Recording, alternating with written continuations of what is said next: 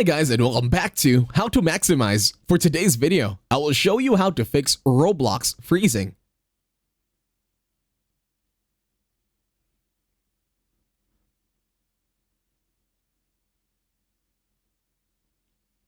To start this tutorial, go ahead and go to your search bar, and now search for Roblox Player.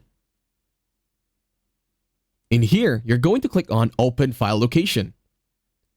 Now once you find it, right-click on it. And then go to Properties.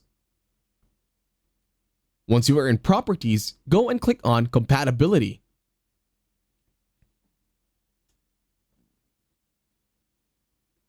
Now check this box over here that says Run this program in Compatibility Mode 4 depending on what OS your PC or laptop is.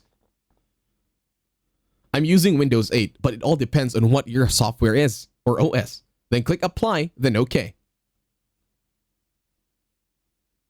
Now try running Roblox Player once again.